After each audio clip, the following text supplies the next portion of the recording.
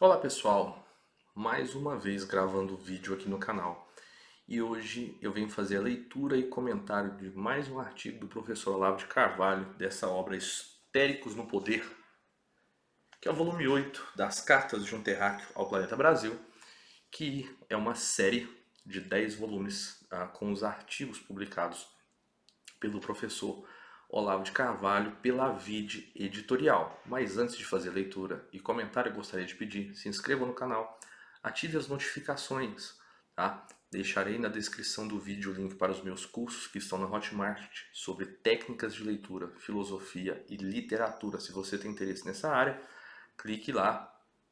Caso você tenha interesse, lá no link na Hotmart possui os vídeos com os cursos, as descrições, o cronograma, enfim.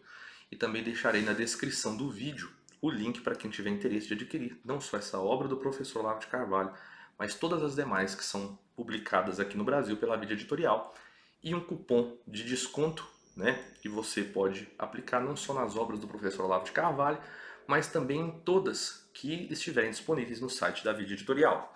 Bom, o nome desse artigo é Inocente como um Feto.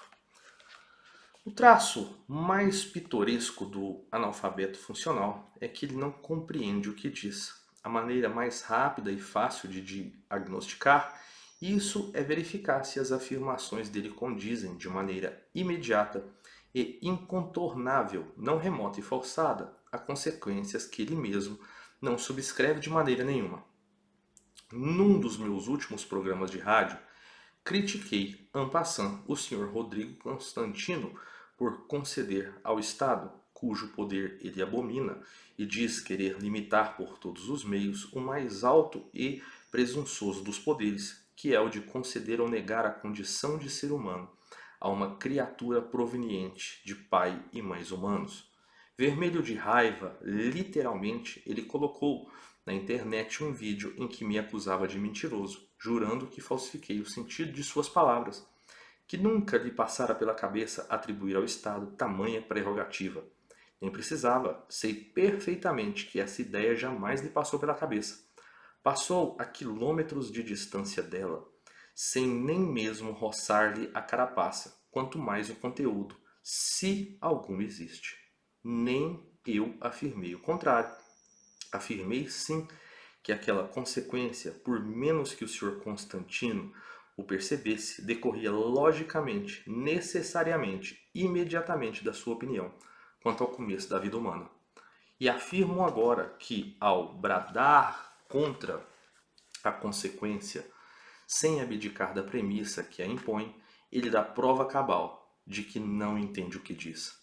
Qualquer pessoa, na posse normal de suas faculdades mentais, percebe que, se a condição humana não é inerente ao feto desde o instante da concepção, alguém terá de decidir em que instante o processo gestativo essa condição se anexa a ele. É isso, precisamente, o que advoga o Sr. Constantino. Ninguém é humano por natureza, desde o instante em que é concebido. Torna-se humano depois. Quem decide o quando? Como dessa decisão depende o direito, ou não, de interromper a gestação mediante um aborto, é lógico que terá de ser uma decisão legal imposta a todos os membros de uma sociedade pela força do Estado. Logo, torna-se prerrogativa do Estado determinar o momento em que o feto em gestação, até então inumano, torna-se humano e passa a ter direitos humanos. É interessante isso aqui, porque ao mesmo tempo que se tentam aprovar leis contra a palmada, e aqui eu estou dizendo terminantemente que eu sou contra a agressão de crianças, eles querem aprovar o aborto. Então, assim, pensemos, a pessoa não pode corrigir o seu filho com uma palmada, que é de menor gravidade que o direito de matar um feto. Essa é a lógica. Então, o que o professor Olavo está dizendo é justamente o seguinte: muitas pessoas aceitam as premissas, mas querem rechaçar as consequências que decorrem das premissas, que no caso aqui é quem garante o status de ser humano e de dar essa prerrogativa ao Estado, né? Não há uma terceira hipótese concebível. A consequência, por ir flagrantemente contra as convicções liberais e antiestatistas que ele alardeia com tanta paixão, parece abominável ao senhor Constantino, mas ele decorre inapelavelmente da sua própria opinião. Mas ela decorre inapelavelmente da sua própria opinião, segundo a qual a condição humana não é um dado imediato, inerente ao puro fato de o nascituro ter sido concebido por dois seres humanos, e sim o resultado de uma decisão posterior tomada por terceiros. O único terceiro que pode impor essa decisão é, com toda evidência, a autoridade legal do Estado. Ou seja, o que ele faz a crítica é justamente ao Constantino, aqui nessa época que falava sobre quando o ser humano adquire ou não a condição de humano, se ela é concedida essa condição de ser humano pelo Estado, ou se é concernente e inerente à existência, à concepção, já o estado de ser humano. Defender uma opinião sem arcar com o ônus de suas consequências é, no mínimo, uma irresponsabilidade. Mas toda responsabilidade cessa quando o emissor da opinião dá provas de não ter percebido consequência nenhuma. O senhor Constantino não só provou isso, mas provou também que, mesmo depois de alertado, continua incapaz de percebê-la. E isto ao ponto de atribuir enfesadamente a mim, que só apliquei à sua opinião uma regra elementar da lógica dedutiva, o desejo perverso de falsificar o sentido das suas palavras. A prova de inépcia suspende automaticamente a responsabilidade moral, civil e penal. Ninguém nega que o Sr. Constantino seja, na dupla e contraditória atitude, perfeitamente sincero. Ele quer porque quer que o feto não seja humano desde a gestação, mas também rejeita enfaticamente, apaixonadamente, a hipótese de que ele se torne humano mais tarde por decisão legal. Ele usa a primeira afirmativa como argumento para justificar a legalização do aborto, mas ao mesmo tempo não aceita que uma coisa tenha algo a ver com a outra. Se ele percebesse nisso alguma incongruência e continuasse por malícia a defender a opinião incongruente, seria um farsante, não um genuíno analfabeto funcional. Mas ele não percebe nada. Está inocente, inocente como um feto. Há indivíduos que desejam casar, mas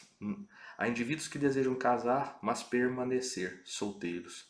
Outros querem falar grosso como homens adultos, mas continuar desfrutando do colinho da mamãe e da proteção do papai. Outros ainda querem que 2 mais 2 sejam 4, sem deixar de ser 5. Todos são sinceros, todos são inocentes. A diferença que os separa do Sr. Constantino é que, em geral, eles não pavoneiam de ser porta-vozes da razão, nem proclamam que quem discorda deles é um fanático religioso, um obscurantista, o apóstolo de uma ditadura teocrática ou coisa pior. Contentam-se com desfrutar da sua inépcia em privado, sem desejar impô-la como norma ao restante da humanidade. Serei um malicioso, um conjecturador de hipóteses rebuscadas, um teórico da conspiração, ao supor que o estado terminal em que se encontram os partidos de direita do Brasil deve algo ao fato de aceitarem como doutrinários pessoas de estatura intelectual do Sr. Constantino. 2 de maio de 2012. Um abraço e até a próxima.